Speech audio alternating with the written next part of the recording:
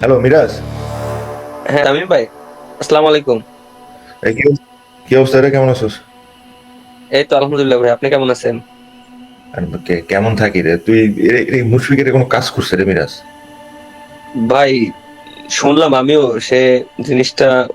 ঠিক আছে, এখন না, কি করবেন মানে কোন? এটা তো একটা লিমিটেড থাকে।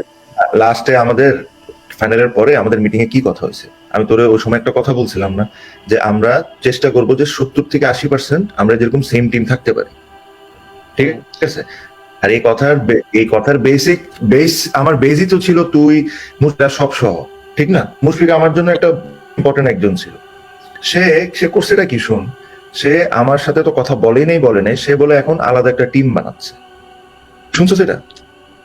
আমি একটু হালকা একটু শুনেছিলাম, বাট 100% কনফার্ম ছিলাম না। বাট আপনি এখন যেটা বললেন, আমি তো এখন 100% শিওর হলাম যে ভাই মনে হয় আলাদা টিম না বানাচ্ছে। তো ভাই, তুই তুই দেখছোস আমি ওরে কি ধরনের ফ্রিডম দিছি পুরো টিমে, হ্যাঁ? আমি ওরে দায়িত্ব দিছি পুরো টিম চালানোর। খেলা শেষ হয়েছে, খেলা শেষে আমি সবচেয়ে বেশি ওরে প্রেস করছি, আমি এখন পর্যন্ত ওরে প্রেস করতে থাকি যে সে পুরো টিমটা হ্যান্ডেল করছে, তার কন্ট্রিবিউশনটা কত বেশি। সে এই মুহূর্তে আমাকে এরকম মাঝপথে ছেড়ে যাওয়াটা কি উচিত ছিল?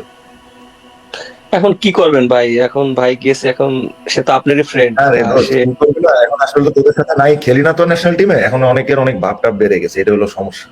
ঠিক আছে? ভাই কারণ হলো যে এখন তোদের সাথে খেলতাম, ক্যাপ্টেন থাকলে তো এরকম আর তোরা করতে পারতি না। এখন আমার দাম নাই, এখন দাম কমে যাচ্ছে দেখে তোরা এইসব করতেছিস। ভাই শোনেন, রাগ করেন না প্লিজ। কারণ কি ভাই, আপনি তো জানেন মুশফিক ভাই সম্পর্কে, সে তো একটু ইমোশনাল, হয়তো ইমোশনাল এখন হয়ে মনে করেন ছোটবেলা যে। থেকেও আমার ফ্রেন্ড, ও একবার আমাকে অ্যাটলিস্ট বলতো চলে যাওয়ার আগে, অ্যাটলিস্ট তখন তো আমার একটু শান্তি হইতো যে না, অ্যাটলিস্ট বলে গেছে। হ্যাঁ, অসুবিধা নেই মিরাজ, সময় আমারও তো আসবে। পৃথিবীর গোল কিন্তু শুনে রাখ মিরাজ, একটা কথা শুন, পৃথিবীর গোল আজকে তুই ওই সাইড আমি এই সাইড, কালকে আমি ওই সাইডে বসবো তুই এই সাইডে আসবি, বলে যাইস না। আর ভাই ওটা তোর বড় ভাইরও বলে দিস। ভাই, আপনি রাগ করেন না, ঠান্ডা হন ভাই, ঠান্ডা হন। না আমি তুই দরকার দেখ, হলে ভাইয়ের সাথে তুই দেখ আমি কি করি।